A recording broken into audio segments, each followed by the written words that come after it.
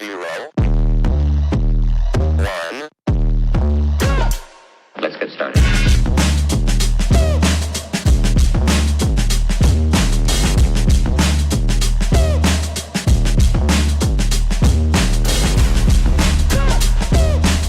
Why they stopping me?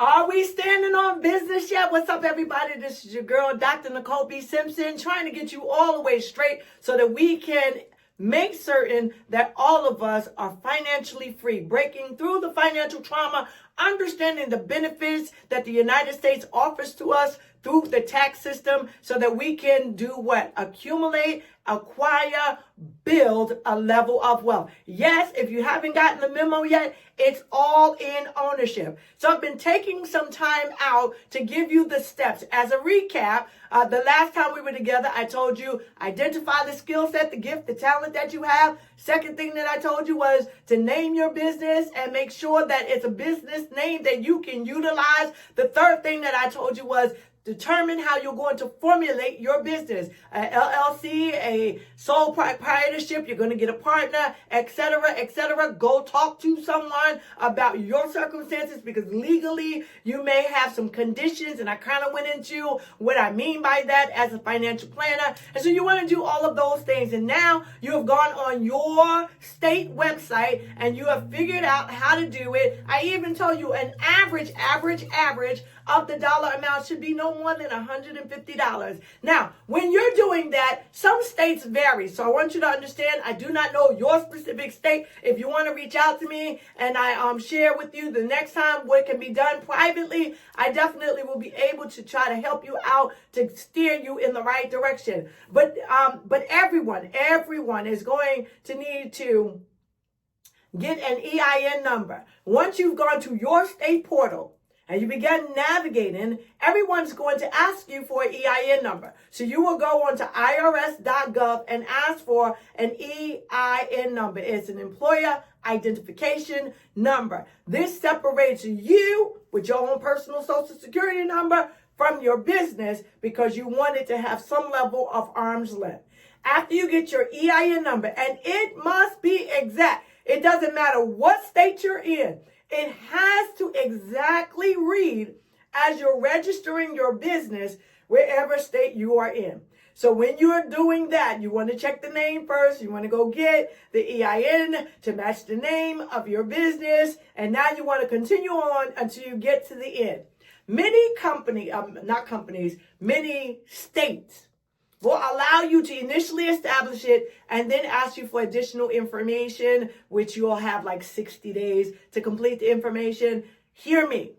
Do it all while you're there. While you're in there, it shouldn't take you no more than 30 minutes to an hour, or you can pay someone. If you got it like that, go to your local accountant. They may help you. LegalZoom might help you. I'm just giving you some examples of who might help you in that regard. But I tell you, most people can figure it out on their own if they're operating very carefully. If need be, reach out to your girl and I'll see what it is that we can do to help you get yourself started. Now that we've done all of that, I tell people that I have this. I have my business information, my registration. It says I'm legit as a business. I have my EIN number. Yay. First thing that I'm telling you to do is to take that information down to a bank that you find to be beneficial. Take it down to the bank.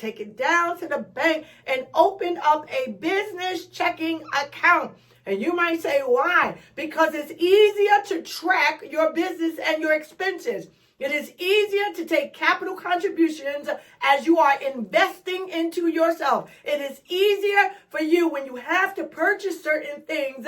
It keeps everything on track, and now you know the expenses that are associated with your business. You know that they're reasonable and customary in your ordinary course of business. So you want to make sure that you are doing those things, especially as you're just starting to build and starting to develop. You may find yourself investing maybe $500 into yourself, into your business each month. And so make it a capital contribution into that business account. One thing, because it is about comprehensive financial planning, right? So I want to make sure that we're wisely utilizing our monies.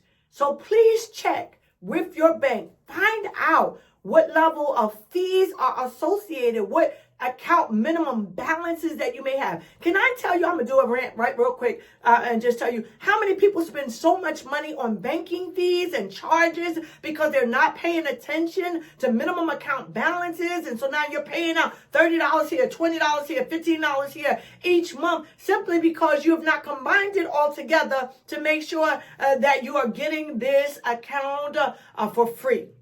So be very careful. Find banks that will allow you to have your money there and they pay you interest on your dollar. The goal is to ensure that we are effectively using our money wisely, and so giving it out in fees is just not productive. Same thing, staying on the red.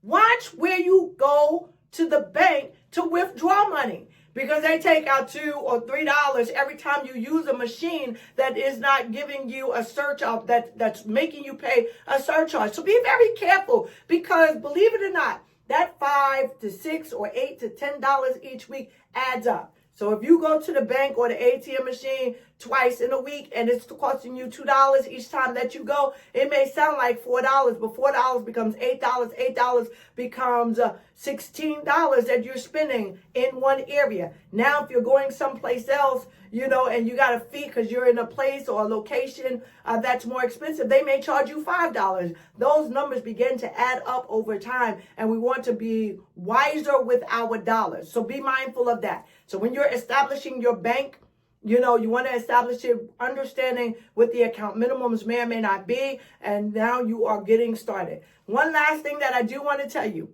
I'm going to go back to the 10, 10, 80. Remember when I talked about 10 to God, 10 to self, 80% for everybody and everything else? That 10% to yourself. I want to show you how the investment into you makes economic sense as it relates to your business. So, as we're standing on business and you're getting these things together, this is a great time to say, hey, she's really showing us the real way to make things happen. Let me call my sister. Let me call my cousin. Let me let somebody know that they should be liking, subscribing, and sharing this particular platform with them so that all of us could be about our business together. Will you get somebody else to stand with you as we are all standing on business today?